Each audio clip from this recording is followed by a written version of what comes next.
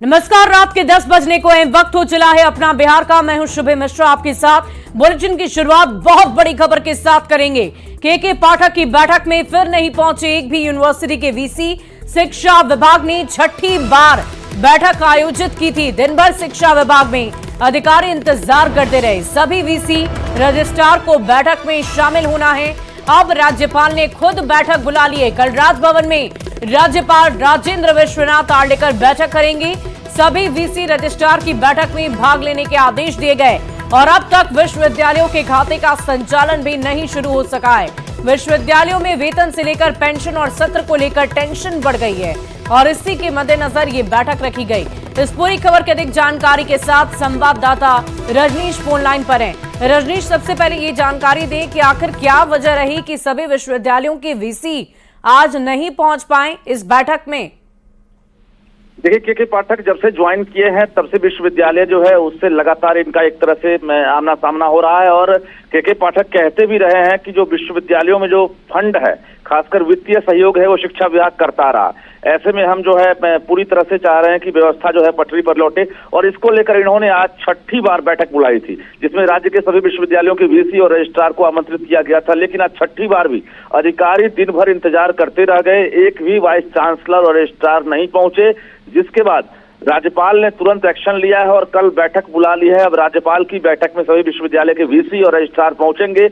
माना ये जा रहा है कल राज्यपाल जो है राजेंद्र विश्वनाथ आर्लेकर एक बड़ा कदम भी उठा सकते हैं, क्योंकि जिस प्रकार से शिक्षा विभाग एक्शन लिया था, जनवरी से ही सभी विश्वविद्यालयों के वीसी, रजिस्ट्रार, कर्मचारी, अधिकारी और पेंशनर का वेतन से लेकर पेंशन बंद कर दिया गया है और विश्वविद्यालयों में जो भी खाता है उसको फ्रीज कर दिया गया है, जिससे अब जो सेशन है यानी सत्र जो है बेपटरी होने लगी है। तो कुल मिलाकर आपातकाल जैसी हालत हो गई है विश्वविद्यालय में। जो वीसी है उन्होंने साफ कहा है जब स्थिति खराब हो गई है, ऐसे में मुख्यमंत्री हो या फिर राज्यपाल हो, उनको संज्ञान लेना होगा, वरना पूरी व्यवस्था बेपटरी हो जाएगी। कल का दिन अहम होगा जब राज्यपाल जो है बैठक करेंगे और निर्णय क्या होता है इस पर पूरी दिन नजर बनी रहेगी। शुभी, अब वाकई रजनीश आप बने रहे हमारे साथ। इसी बीच एक और बड़ी खबर का रुख कर लेते हैं। पटना से बड़ी खबर, शिक्षकों की छुट्टी पर संज्ञान। सीएम नीतीश ने संज्ञान ले लिया है। शैक्षणिक संस्थानों में प्रशिक्षण प्राप्त कर रहे शिक्षकों को छुट्टी मिलेगी। ईद के दिन उन्हें छुट्टी मिलेगी। रामनवमी के दिन भी छुट्टी घोषित की गई।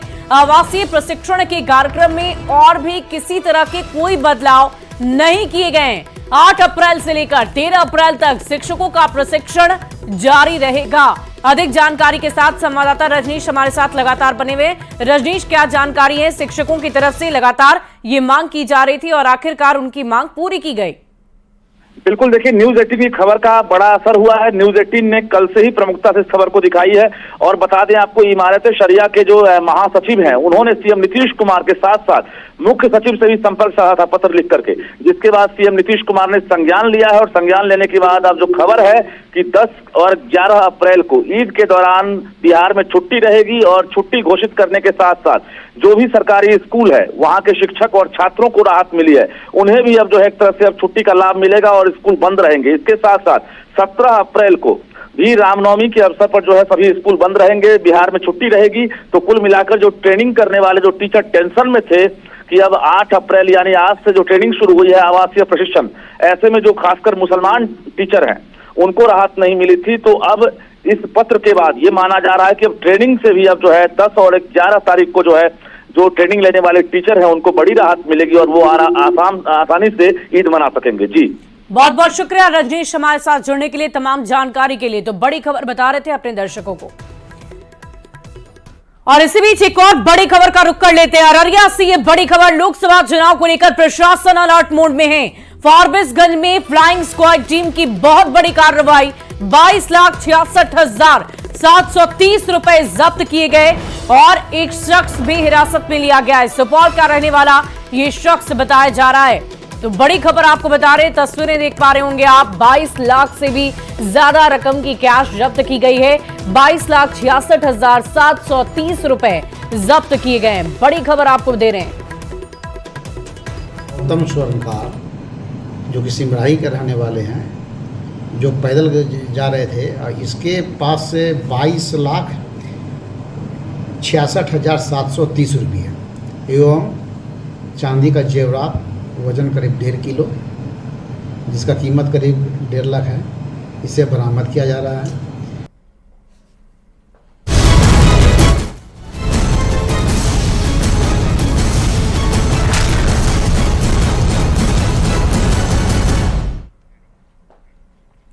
वहीं नवादा में आरजेडी के 2 विधायकों ने श्रवण कुशवाहा के खिलाफ मोर्चा खोल दिया है। नवादा की आरजेडी विधायक विभा देवी और प्रकाशवीर निर्दलीय प्रत्याशी विनोद यादव के समर्थन में उतर गए। दोनों विधायक मीडिया में तो अपनी बात नहीं रख रहे, लेकिन निर्दलीय उम्मीदवार विनोद यादव के साथ मंच साझा कर रहे हैं। सवाल है कि क्या नवादा में टूट रही है लालू प्रसाद की पार्टी?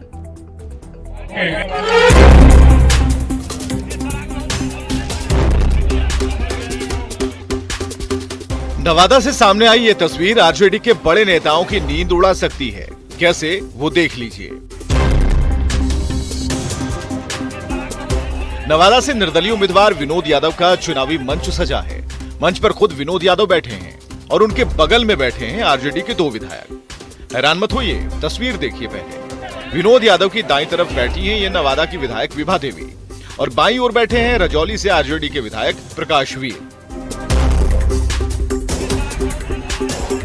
आरजेडी के दोनों विधायकों ने न सिर्फ विनोद यादव के साथ मंच साझा किया, बल्कि विनोद यादव को अपना समर्थन दे दिया। ये दोनों विधायक निर्दलीय विनोद यादव को जिताने में दिन रात एक किए हुए हैं। यही नहीं, आरजेडी प्रत्याशी को हराने की बात भी कह रहे हैं। पार्टी को झटका देकर आरजेडी के 2 विधायक निर्दलीय प्रत्याशी के प्रचार में जुट गए हैं, तो क्षेत्र के तीसरे विधायक अपने विधानसभा क्षेत्र से गायब हैं। चर्चा यह है कि गोविंदपुर विधानसभा से विधायक मोहम्मद कामरान भी नाराज चल रहे हैं। उनके समर्थन देने के बाद से आरजेडी खेमे में खलबली जरूर मच गई है। उसके बाद से ही यह ऐलान हुआ कि शक्ति सिंह यादव जो है वो नवादा में लगातार प्रवास करेंगे और प्रमुख प्रवक्ता के रूप में नवादा में ही वो रहेंगे। अब नवादा में आरजेडी विधायकों की पार्टी से नाराजगी और बगावती तेवर की वजह भी जानिए। नवादा में पूर्व मंत्री राजवल्लभ यादव का काफी प्रभाव है। राजवल्लभ यादव के भाई विनोद यादव को पार्टी की तरफ से नवादा से चुनाव लड़ाने का वादा किया गया था, लेकिन ऐन मौके पर श्रवण कुशवाहा को पार्टी ने टिकट दे दिया। पार्टी के फैसले से नाराज विनोद यादव ने पार्टी से इस्तीफा देते हुए बगावत का बिगुल फूंक दिया और नवादा से निर्दलीय मैदान में कूद पड़े। अब राजवल्लभ से नजदीकी रखने वाले विधायकों ने आरजेडी का विरोध शुरू कर दिया है और निर्दलीय विनोद यादव के पक्ष में वोट मांगना शुरू कर दिया। देखना होगा कि विधायकों की इस बगावत पर पार्टी एक्शन लेती है या विधायकों को मैनेज कर लेती है।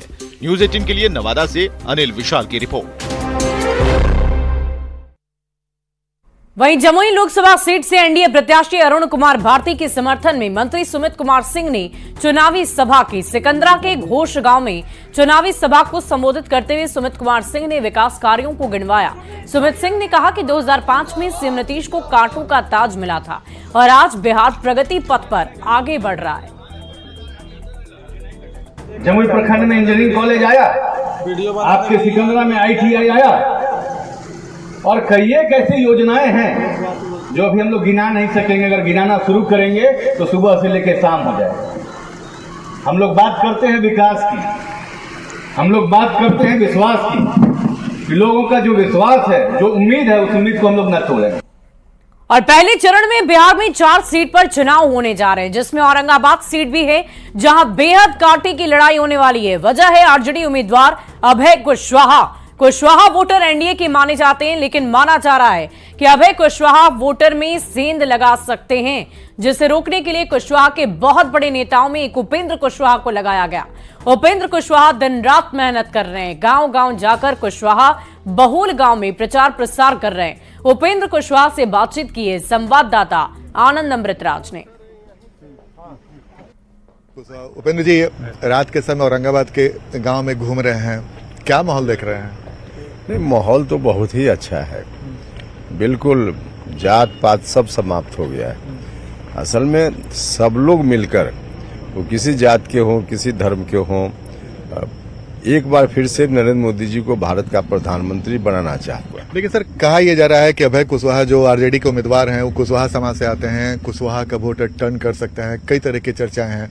उपेंद्र कुशवाहा इस वक्त रात के समय औरंगाबाद में प्रचार कर रहे हैं, तो क्या माना जाए कि क्या वाकई ऐसा कुछ परिस्थिति बन रही है? क्या कोई परिस्थिति नहीं बन रही है।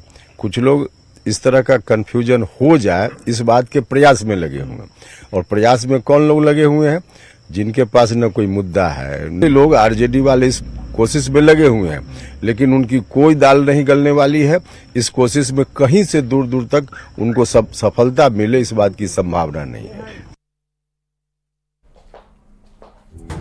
और गया के मोहनपुर प्रखंड में तेजस्वी यादव ने चुनावी जनसभा करते हुए पीएम मोदी पर जमकर हमला बोला। तेजस्वी ने कहा कि हमने पीएम मोदी की बोलती बंद कर दी।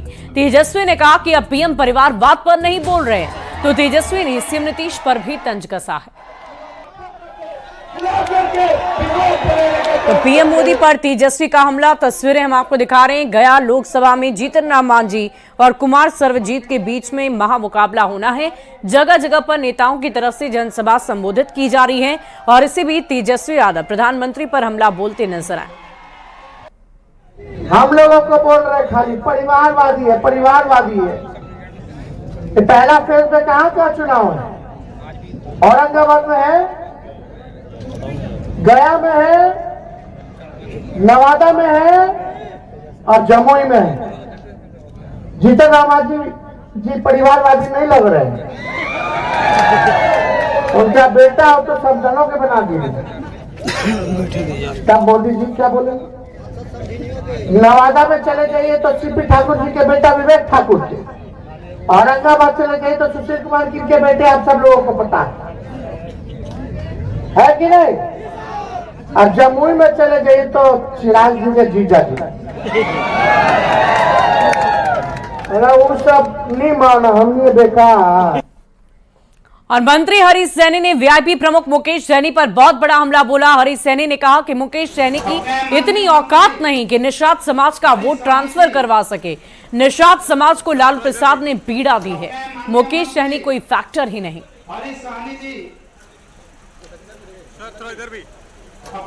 चला जाए, लेकिन कुछ खास समाज, मलाह समाज को इतना अधिक प्रताड़ित किए हुआ है, इतना अधिक प्रताड़ित किया हुआ है कि निषाद भाई हमारे मलाह समाज उस पीड़ा को कभी नहीं भूलेगा।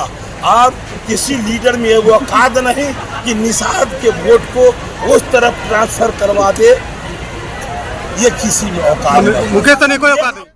वहीं जेडीयू से राज्यसभा सांसद संजय झा ने आज मधुबनी के झंझारपुर में एनडीए की संयुक्त बैठक को संबोधित करते हुए क्षेत्र हित और जनहित के अहम मुद्दों की चर्चा की। संजय झा ने लोकसभा चुनाव में एनडीए प्रत्याशी रामप्रीत मंडल को भारी मतों से विजयी बनाने की अपील की है। हमरा लगे जेडीयू और बीजेपी के कार्यकर्ता का बहुत पुरान राज करेगा एक संगे एक्सपीरियंस है। सब एक दोसर का मनोभाव पहले अलग हो गई, तो वोट से पहले जो अलग ठीक लगे छै बात।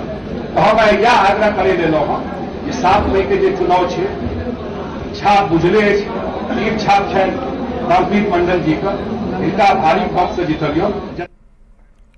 वहीं सारण सीट से बीजेपी प्रत्याशी राजीव प्रताप रूडी चुनावी मूड में। रूडी लगातार इलाके का भ्रमण कर रहे हैं, चुनाव प्रचार प्रसार कर रहे हैं और इसी दौरान कुछ ऐसा कर जाते हैं जिसकी चर्चा तेज होने लगती है। चुनाव प्रचार प्रसार के दौरान रूडी एक जगह चाउमीन बनाते नजर आए, जिसका वीडियो सोशल मीडिया पर वायरल है। पेशे से पायलट राजीव प्रताप रूडी प्रोफेसर और वकील की भूमिका में नजर आ रहे हैं।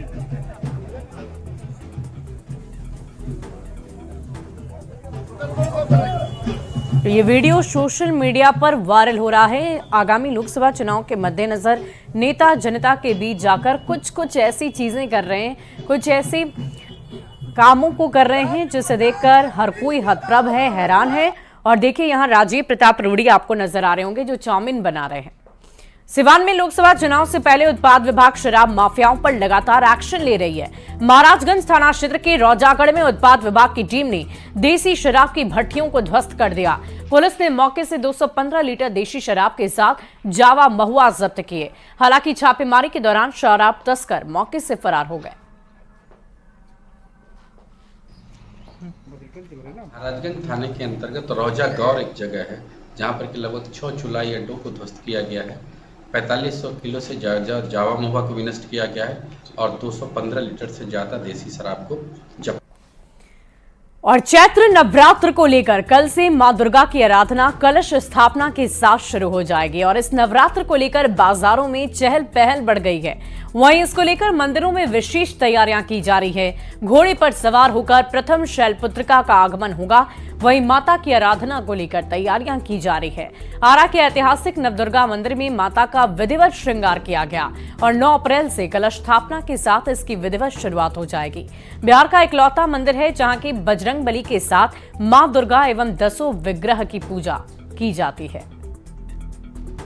चैत्र नवरात्र को लेकर के चारों तरफ माहौल अब भक्तिमय हो गया है और कल से कलश स्थापना के साथ इस चैत्र नवरात्र का प्रारंभ हो जाएगा और इसको लेकर के भक्त जो है माता की आराधना में कल से लीन हो जाएंगे। वहीं इसको लेकर बाजार में भी काफ़ी चहल पहल दिख रही है और कल से ही माता का पूजन प्रारंभ हो जाएगा और इसको लेकर के देखिए आरा के नवदुर्गा मंदिर में विशेष तैयारी की गई है और यहाँ पर आरा के ही नहीं बल्कि बिहार के कोने कोने से जो भक्त हैं वो आते हैं माता के पूजन को लेकर के और इसकी तैयारी जोर शोर से चल रही है और कलश स्थापना के साथ कल से इसकी विधिवत शुरुआत हो जाएगी। आप बताइए क्या तैयारी चल रही है कल चैती नवरात्र को लेकर के? हाँ, कल से हमारी शैलपुत्री माँ का आगमन होने जा रहा है, तो कल से हम लोग कलश पूजन का तैयारी कर रहे हैं और पूरा विधि विधान से हमारा 9 दिन पूरा आरती और पाठ सब कुछ चालू होगा।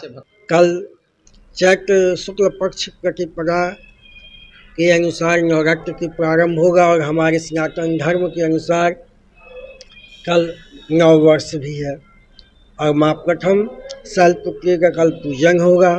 तो बिल्कुल देखिए कल माता का घोड़ा पर आगमन हो रहा है और उसको लेकर के नवदुर्गा मंदिर में जोरदार तैयारी चल रही है और भक्तगण कल से यहाँ आएंगे, कल से पूजा प्रारंभ हो जाएगा। चंदन कुमार, न्यूज 18 भोजपुर।